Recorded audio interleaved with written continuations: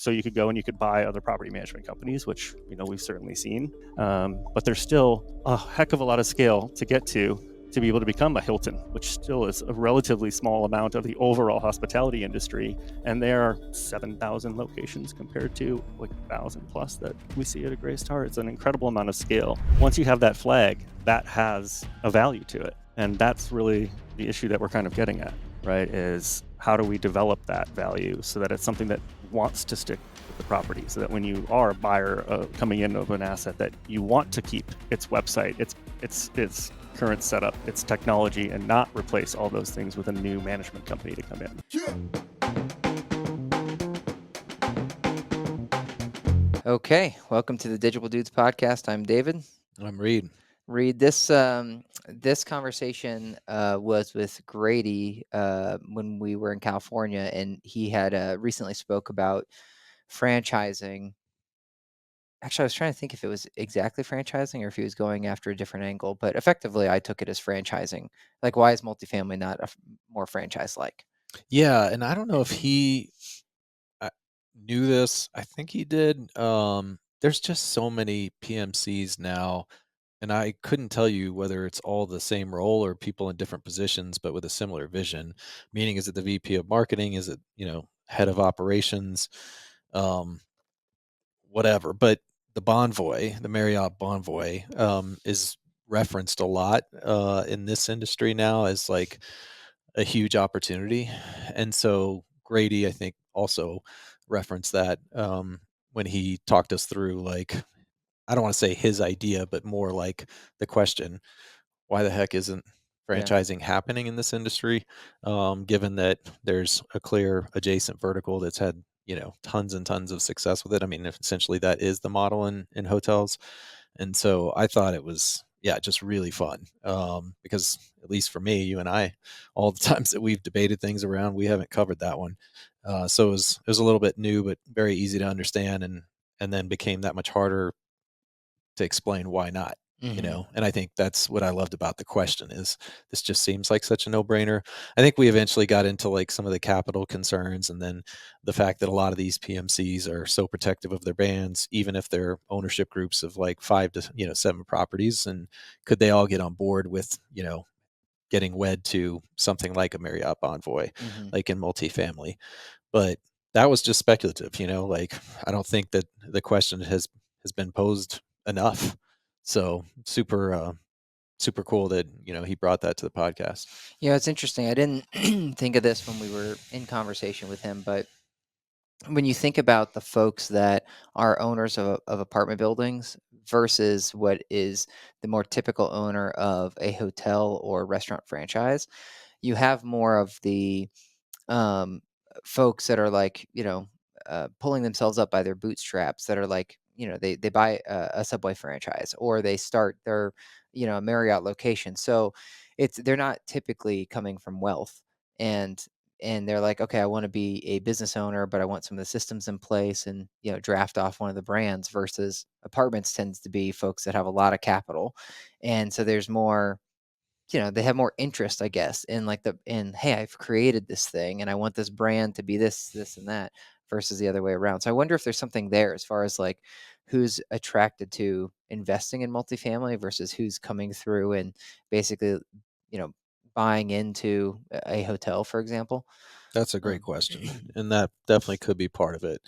I wonder though, between certainly I'd agree on the typical franchisee for Subway versus multifamily, but you're assuming that somebody that buys into Marriott franchise also isn't necessarily coming from a significant amount of wealth. That's just, I mean, I've done some minor looking as I was like researching franchises separately. I was really interested in Yeah, in you've done franchises. more homework on this than I have. And so my impression that I got from like the different interviews I was when I'd listened to these different franchisees, I guess, of Marriott or whatever, were that they tended to be folks that had like been self-made versus coming from some sort of capital. But obviously that could be wrong. It's like there's perception and there's reality.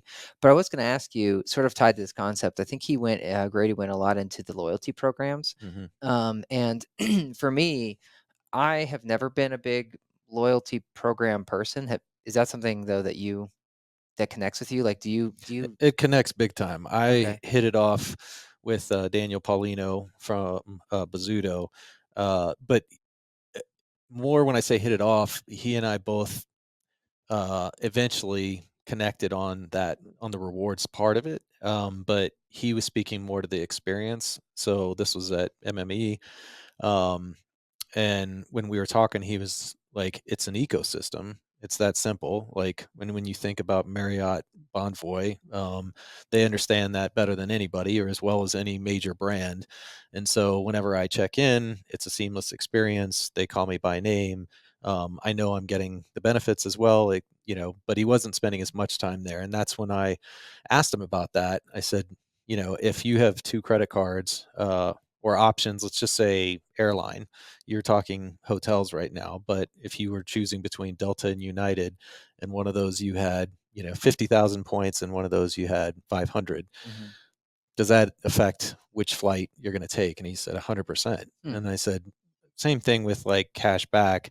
Once you establish or settle on a card that you feel gives you the most points back, isn't that the one that you typically use? Doesn't mean it's a hard line, but for me, and I see that with you, which is interesting that you'd say this because I see you as a Southwest man now. That's what I was gonna say. The only program I can think of that I've been super loyal to is Southwest, but it's simply they had to make the rewards so outstanding. Like Nicole flies for free, that it's like, okay, cool, I got to get that. But Key call out there. So yeah, if it's marginal, then it doesn't really have much impact on you. But if it's significant, like it is with Southwest, then it's something that you would yeah. actually So when have you had what loyalty program do you feel really bought into? Southwest and Amazon Prime. So I, Interesting. These think of well, Prime. a lot of that's is not because of just deciding to purchase on Amazon, it's more Whole Foods.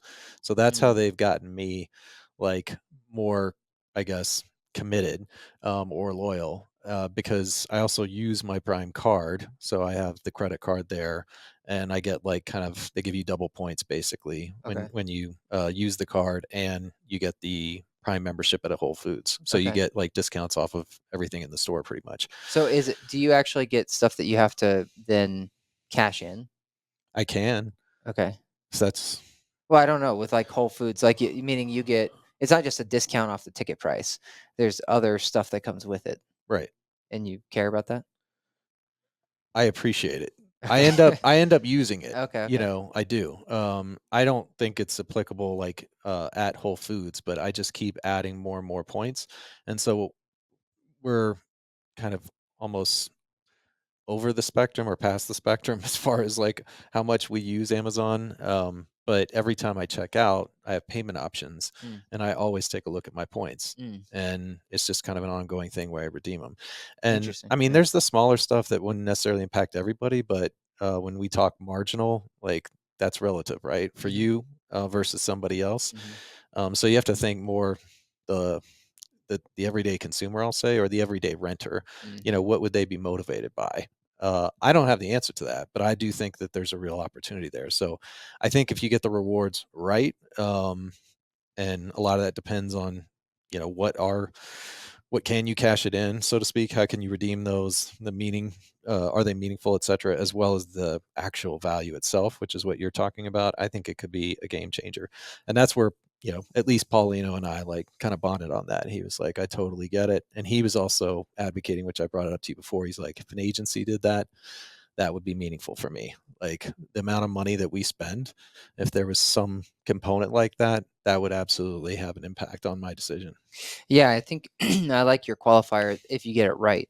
So just like anything, you got to decide why are we having a rewards program, right? And then it's like, are we trying to target the whole market? Like any typical grocery store has their thing, and if they have an attached gas station, you get like 3 cents off your gallon of gas or something, right? Um, did not matter that much to me, Hmm. right? But maybe for other people it does. But that to me is like they're trying to hit every customer, make it worth it for every customer, Hmm. versus maybe like I'll go to the Southwest angle where they're like they put this jackpot out there, right? If you hit 100,000 points, you get this jackpot. And so I was like, great, I'm all in to hit the jackpot. I'm not just going to try to like do a little bit here or there. Hmm. Um, and just, yeah, depending what your angle is. If you want to go super niche on a particular type of client, say like we want these clients to go all in, great. Or if you want to try to hit everybody.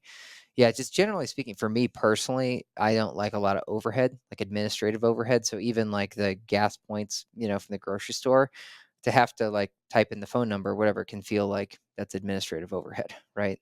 Um, Totally. That's their fault for not making that easier, getting that right, as we said, is the qualifier. But I feel like you see this. I look for those macro trends, I guess, as validation. It's like grocery stores, credit cards, airlines, even rental cars. I mean, and let us not forget, because I almost did, but one of the biggest examples is out there in Vegas. And so, if these casinos start to get their hooks in you, and each time you show up to a slot machine or to play a hand or to get something to eat, you have points building up because we are not regular at Vegas, yeah. but just staying at MGM for a few days, by the time I walked out of there, I probably had at least $500 like in value. And next time I go back, it'll at least make me think before I start If you go over, yeah, MGM. with somebody else. So I think that uh, there's an opportunity, a big one there, which wasn't all that Grady, focused on, but he certainly brought that into the discussion, which I think, again, has real upside if it's done right. Yeah, well, I appreciate you bringing it back to Grady. One last thing on the rewards thing, though. For me, particularly when I was really price sensitive, the points didn't help me as much because I was like, I need a deal today, and it's not like the future deal, right? Like, so the points are helping you with the future deal, not the deal today. So I was so price sensitive. I was like, I'm not gonna have a Marriott rewards program plus like whatever the other competitors are. Like Expedia has one, and Travelocity has one, and all these others. It's like I just need whatever I can get the best price right now. And so that means I had all of these different things in my like last pass or whatever to keep track of. And I was like, this is too much work. It is a lot of work. Now we have some help for you on that front, Yeah. Yeah. which could be a game changer. But I think that it does come into like you have different, I don't know, if, camps is the way of putting it, but I probably was similar to you at least at some point, if not the majority of my adult life, where it was too much overhead, as you're Okay. saying, like to keep up with. So I didn't pay attention. But then as you have more spending power, I'll say, Hmm. it's harder to overlook some of those opportunities. It still has overhead for me, but it's like I'm not spending $50, a year now on groceries. Right. Right. So it's like I almost feel an obligation, like, irresponsible if I don't put in just enough effort to like make sure I'm not missing a few $100 a month, like in these different categories of spend. To your point, though, on the service that your Bazzuto person was talking Mhm. about, if I learned that this particular whatever establishment had incredible service, if they know that it's me, then that would probably get me at this point, right? At where I'm at today versus the price sensitivity. My issue is I almost don't even know. It's like I feel like everyone feels as if even our coffee shop down the block has their own like little program, right? So it's hard for me to keep track of which one is like a bogus program and which one's a real program and when will it really change the service. But it's funny because when I was Which staying, one is a fish fraud loyalty yeah, program yeah, and which one exactly, yeah. is not? But I was staying in New York for some trip Uh, we had, and the hotel was like, I think it was Marriott Bonvoy, because I was like, I got to try this Bonvoy thing out if since everyone's into it. And I asked there were two dudes in the elevator, and I was like, "So, are you guys?" I could tell they were like traveling workmen people. I was like, you Mind if loyalty I do a member?" quick survey here, And gentlemen? they were like, "Oh, Bonvoy all the way." I was like, "Why is that?" They're like, "Oh, the points program's the best." I was like, "Okay, cool, but why though?" They're like, "Ah, I used to use this other company, and then they got bought out or something, so now they both went to Bonvoy." Anyways, I don't know that I signed up for any kind of membership or whatever, but I had to try to change something on my date or whatever. So I called the hotline or whatever their 800 number is, and they're like, "Oh, thank you for being a member. Because you are a member, I'm going to allow you to do X, Y, and Z." And I remember thinking to myself, I was like, I don't remember becoming a member, but if because of that you will allow me to change X, Y, and Z, like sounds good. Yeah. Um, so anyways, but they did help reinforce it when I was on the phone. It's like, because of this is why. So Yeah. I think I'll end here, maybe kind of said this earlier, but not clearly.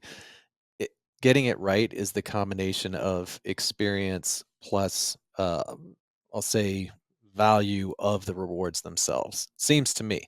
So what you just said illustrated the point. And I think, again, I'm going to say Daniel's point, but he was like, it's not usually rewards in themselves, like programs are going to get somebody to become loyal.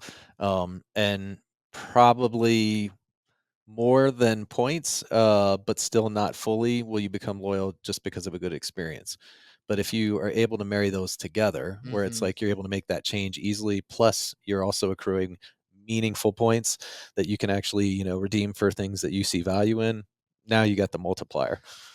It's so interesting. It's like the Crucial Conversations course I'm taking. They're like, you have these 6 sources of influence, and it's like a tug of war. So you want as many of those influences on one side than the other side to help influence the behavior you want. So to your point, if you're making a rewards program, you want as many influences as possible pulling you towards why you want to be part of that rewards program to really help it stick versus a one-off. I'd say that goes all the way to like general customer loyalty, forget rewards programs in general, but you want enough, as you're saying, pulling you towards like staying loyal to somebody you're working with. I mean, I just think about that for us. It's like, do we have enough of those reasons and examples? Because if we're only relying on a good experience or we're only relying on our performance, will that do the trick? And that's where things like data, strategy, innovation, we talked about it this morning, that one of our clients would have liked to see a little bit more of that from us. So what are our 6, Mhm. pillars, I guess, from what you're describing? I haven't taken that course, but that are compelling people to stay loyal to Digital. Mhm. But everybody should be asking themselves that question. Totally. Yeah.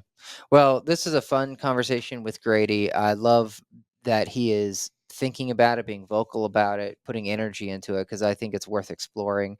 Um, and this is not a small thing. This would take the industry a long time to try to move towards, but someone needs to, put some effort into it. So appreciate it, Grady. Okay, we're here with Grady. Grady, I was gonna say frequent guest. Are you a frequent guest? How often are you Well, with now us? we're like 2 times in a month, so Hot damn. Uh, anyway, so anybody that listens to us knows Grady from Resi, but go ahead and introduce yourself in case they sure. don't listen. Well, I'm Grady Newman. Company is Resi. We're a multifamily marketing platform, building what is hopefully to be the Shopify of multifamily. Oh, I like that. That's an I don't addition than think we last got time. that the first Yeah, podcast. Yeah, it's a great tagline. yeah, I like it.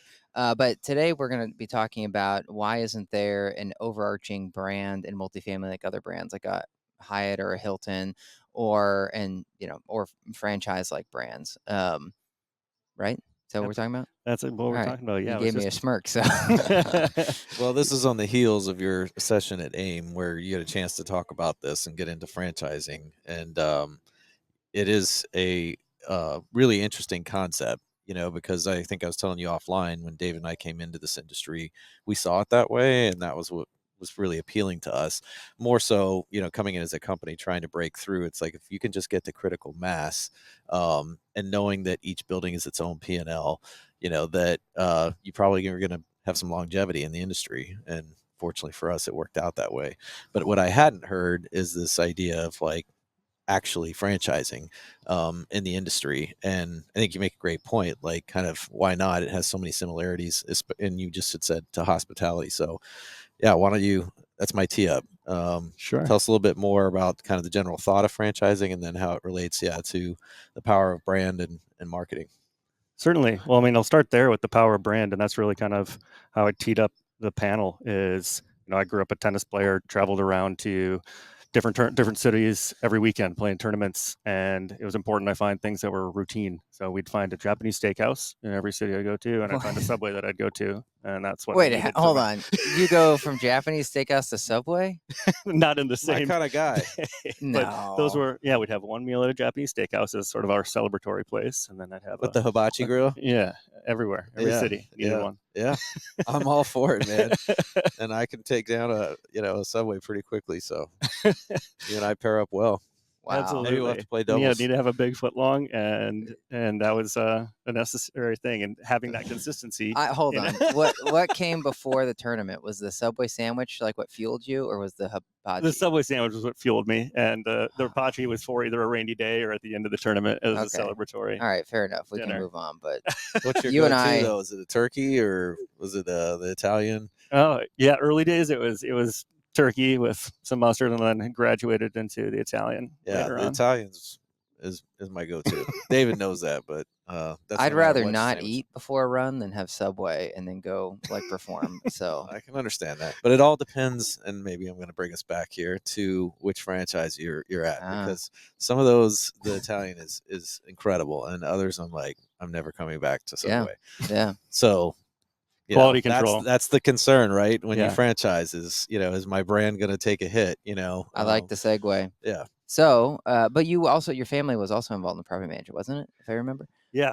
My family was in the property management business and in development in apartments and in mobile home communities. Okay. 70s and 80s, and so yeah, got a little bit of background in it. And well, anyway, like the concept was I wanted something familiar in every place, and so let's assume we know the power of branding, right? We make decisions every day based on what we know about a brand and what we're comfortable with and what's familiar, and that we don't see that in this space. And so I started to pose that question: well, why the heck not? There are so many similarities to draw. We see it all over. Real estate brokerages are franchised. We see it in hospitality. We see it in auto dealerships. It's one of the most successful and oldest business models that exists. So why not here? And that's a question we posed at this panel and had a great discussion. And really, it's because I think no one's taken a stab at it. We know that there is a power of brand. Everybody, I think, sees that vision of wanting to become a household name, but how do we actually go and make it happen? And that's why I thought, well, we could try to grow through the traditional business models, and we see some very large companies today, but even the gray stars of the world, start to hit some ceilings in their growth, and their only way to grow is it's hard to grow a property management business organically and continue to sell property by property by property. And so you could go and you could buy other property management companies, which we've certainly seen, but there's still a heck of a lot of scale to get to be able to become a Hilton, which still is a relatively small amount of the overall hospitality industry. And there are 7,000 locations compared to 1,000 plus that we see at a Gray Star. It's an incredible amount of scale. And so we thought, well, is it an alternative business model that we need to look at as an option for that type of growth? Can we look to incentivize individuals on a local level to be growing that brand, be able to provide them with a business in a box and give them the playbook to be successful, bring ownership closer to local level, open up more ownership and wealth building opportunities in the industry, and use that as an incentive to help a property management company scale. We actually talked about this for Digital, in year 1, I think it was, Reed. Agency in a box. Yeah, we said agency in a box. It wasn't, the idea wasn't to make to necessarily that they had to use the Digital brand. But for us, it was we didn't want to end up having 3,000 people or something. Frankly, we're bigger now than we ever wanted to be. But we were we had built all these systems and stitched them to, well, at the time we had visions of building all these systems and stitching them together and making it so that you could just basically agency in a box. And we certainly started to monetize some of that by selling it to some of our competitors now, but we never decided to take the leap and say, hey, it should be franchised and you could have your local Digital or whatever company. So what are the benefits as you've seen them so far? And I know this isn't what you're doing, so permission to be incorrect or to say I don't know, but what would be the benefits of something like this as you imagine? Well, the benefits is just it's an ability to grow into a market. We live in and operate in a very local based industry. For a property management company to enter into a new market is difficult. There's just a lot of things to get to know that you don't know at that scale. And so this is an opportunity to leverage that local knowledge while bringing that power of the big brand that's already built. The centralized, we're setting it up in this industry already, right? The things that were being talked about, we're centralizing everything, centralizing operations and leasing and maintenance. And from our angle, looking at centralized tools to help with the shopping experience. And that's really paving the path for a business model like this to be really successful. Yeah, I mean, what also makes sense to me is last time we got count on this. These numbers could be incorrect, but last time we got a count, there were 10,000 management companies, and I think we were roughly using about 200,000 apartment buildings that sort of fit our market. Anyways, at least as Digital sees it. And so if you think about it, then you have the top 50, and the top 50 makes up 7% or something of top 50 management companies make up 7% or something. So it's a very long tail fragmented industry. And maybe I'm building your point for you, but why does it need to be? Like I've sort of thought maybe private equity would start to come in and roll up a lot of these smaller mom and pops, because from my experience when I talk to folks, it seems that many of these management companies are mom and pops that had bought a single building, they were managing it themselves, and then now they're starting to age out. But then the kids say that they don't want them. We actually had Cena from Apple on the podcast, and he had talked about this in the interview, saying that he and his siblings don't want to take over the buildings that their parents have been managing, and they're ready to outsource them as soon as as soon as they change hands. So it just would make sense to me. Like you could either have like a roll up happen, but a roll up is going to need to do the centralization or standardization of systems. Now that roll up could then have the opportunity to make more of a coherent brand. But or you could have someone start franchising and doing this now. So anyways, anything to comment on there, Grady? Well, I think another big issue that I see is, and I think my friend Carol put this really nicely, was that this industry, property management, is essentially in the business of investment management, and it's still very much seen that way, not in the business of resident experience. That's the difference that we see between hospitality and property and multifamily property management today, and that if we can get in that mindset shift, which I think we're absolutely seeing companies be making that switch today and wanting to be more brand forward and focusing more and more on the resident experience, because retention is so important, especially in this part of the cycle. That to me is one of the bigger mindset shifts that needs to continue to happen to want to start taking those steps. The other alternative to being able to move into this sphere, and somebody posed this question during our panel, I thought it was a great one. Well, how do we get there, right? It's either chicken or the egg, right? There's no power of a brand yet to sell to an ownership group, but there needs to be. So how do we make that happen? And that's where I looked to one of my fellow panelists who works for Mayweather and said, well, look at this example of borrow a brand is an option to be able to leverage. And we see that in condominiums today. I come from South Florida. We see all these branded condominiums that are borrowing brands from other industries to help them grow. Yeah. What do you see as the downside then? Like why maybe should the industry not move towards franchising? I put it a little different way, but That's Okay. no. I want to hear him answer that, but it's a similar question as to, why hasn't this happened? What's preventing it? Is it actually that nobody's thought of it, which is hard to imagine because it seems so obvious, especially as you said with hospitality, kind of as a proven adjacent kind of vertical that's had a lot of success with this. So yeah, what is the downside / reasons you think this hasn't already been discovered? I'll say. I've been really trying to rack my brain to figure out what are the negatives. And I mean, quality control is an issue, but that's an issue that is dealt with today already, right? Like, and maintaining that quality because of the people on the local level are out of your hands. Well, that in most cases, that's still the case for large property management companies. And that's, we see a crazy amount of turnover, with on-site teams today.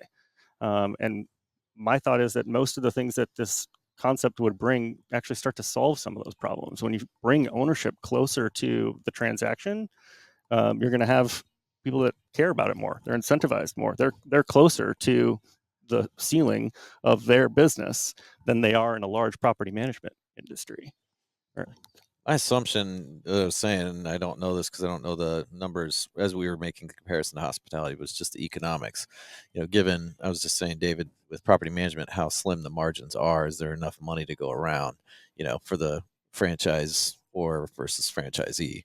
Wouldn't you? And then I also think about like the underwriting process, getting enough like buildings and assets, that somebody could quickly get to scale. And I don't know what I don't know, but just like, is there some headwinds like on the capital, like in the underwriting process in order to really bring, but why wouldn't there, I mean, I'm just now thinking hospitality, like they figured it out. So shouldn't, multifamily be able to do the same? I would agree with you. I actually think so yes, the fees, but you know how I'm a big fan of always saying like know why you're doing something and give one clear why versus having like, well, kinda. like maybe sort of thing. So to your point, Grady, about brand, this could either, the assumption could be similar to Century we had on recently, and they were talking about how they can drive a much higher price. I think they were saying like 52% higher than average, right? Isn't that something like that, Reed? Anyways, they can drive a much higher price per square foot because of the way that they approach their buildings, like hospitality. So there's one angle like that where you could say, like if it was the Ritz apartments or something, right? Okay, they could leverage brand to hopefully charge more, but then you might, a different why could be scale, systems of scale. So as you were saying, centralization, Grady, it's like, you know what, we're going to use our economies of scale to drive better deals. And this is going to be simple, agency or whatever, management company in a box. But you got to use our name. And for that, we could take 1% of revenue, or they could take, instead of doing the typical franchise typically is on revenue, but because they also control pricing, usually the franchise. But it could be on profit. So it could be like we take whatever 10% of profits, but we are saving you 20% because you can negotiate a better rate, and it's blah blah blah. Or the back office is all handled. Like, so, anyways, it could be economies of scale, or it could be brand. There could be different reasons why you're doing it. So my point there, Reed, is maybe you don't need scale if you start out with like the Ritz, right? Where it's like, okay, it's already got a brand that we're going to be borrowing, and that's fine. But if you don't have it and you're starting from nothing, then maybe it's just you have great operators at corporate, if you will, that can already say, these are the systems that work well together. Here's the stack that works well together. They're using their own personal cloud to get decent deals for the scale, and therefore you're already getting the savings and the ease. Here's something though, Grady, for you to I don't know, try to react to. One of the reasons this may not have happened, this is just, look, my family's not in the business, so you have way more experience than I do, but it could be that many properties are selling more frequently than franchises sell. So when you think about like the Subway owner, or yeah, I'll just stick on that.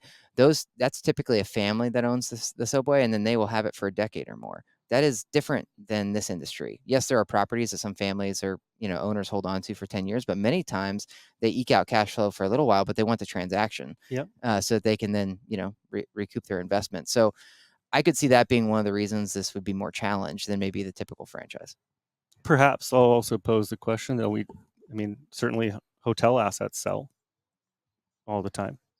I don't know the frequency of those to know like how it compares. It's really not too different. And once you have that flag, that has a value to it. And that's really the issue that we're kind of getting at, right? Is how do we develop that value so that it's something that wants to stick with the property, so that when you are a buyer coming in of an asset, that you want to keep its website, its current setup, its technology, and not replace all those things with a new management company to come in. Yeah, that's one of the more painful parts of the. Well, those are huge. There's huge transitions caused at Yeah. that today, and Yeah. so there's another potential advantage is if it comes with the power of that brand, as well as already having those systems in place. Why replace them? Why replace the management company if there is a power to it? Same way that it could potentially help underwrite deals with, well, here is a proven business model. Here's the playbook that we're following. We're using this. Yeah, and so it could actually accelerate the underwriting instead of the opposite. yeah. Yeah, they could also have lines set up. Like Nicole and I were just consuming some content the other day about a company that is basically trying to be like the like crowdsourced fundraising for franchises. And it's because like right now the biggest challenge for the like franchise corporate is to empower people to come and like take the Chick-fil-A, right? Like because what you need is you want an owner operator, but your best operators are typically people that have risen up through the ranks, and then they've become like general manager of a location, like of a Bojangles Pizza or something. This is the example they used in the interview. And they're like, but the general manager of Bojangles Pizza doesn't have $1 million to open his own Bojangles, Right.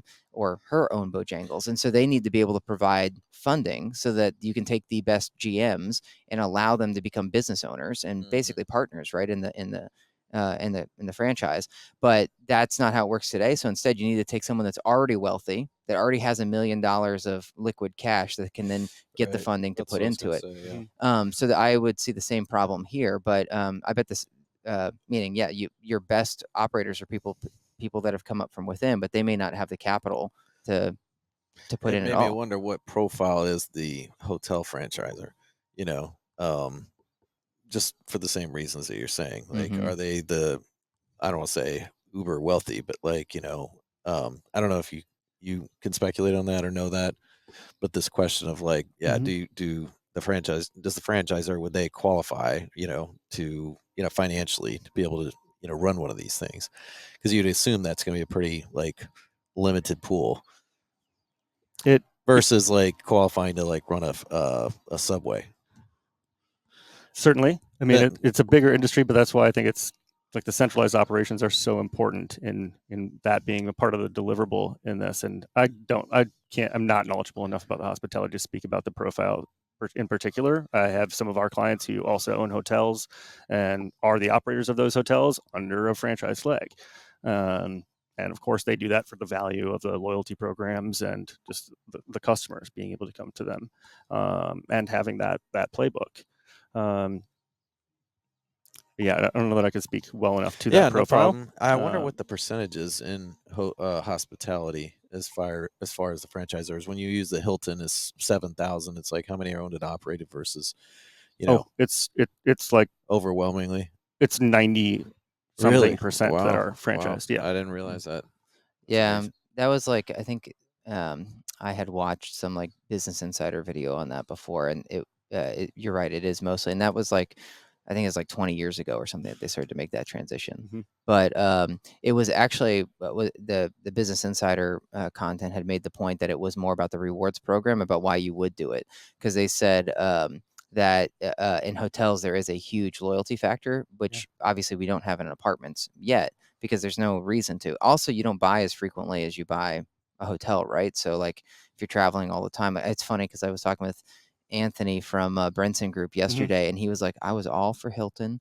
I was a platinum member, and then they switched from cola products to Pepsi products, and he's like, I quit. I moved right on over." I forget where he went now, but that was that important. He's like, "Look, pay the extra 20 cents to give me my diet Coke, Yeah. because I cannot stand Pepsi," and I left the loyalty program, and I was like, "Yes, Anthony, I understand. I'll have a Diet Pepsi here and there." So, all right. Well, I know we're close on time, Grady. What other points do you want to make before we let you go?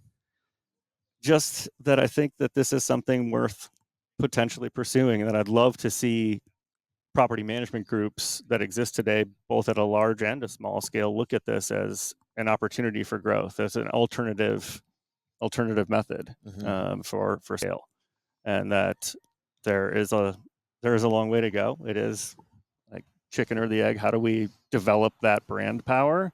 But you have to start somewhere in order to get there. So Yeah, why I not? I agree. I think it's fascinating, and just because it hasn't been done doesn't mean it should be done. So it's a great thing to be looking at. Yeah. Well, thank you, Grady. We appreciate it. If people want to know more about Resi, what's the best way to do that? Well, you can visit our website at getresi.com, or find me on LinkedIn. Cool. Thanks, Grady. You bet. Thanks, Thanks for having me, guys.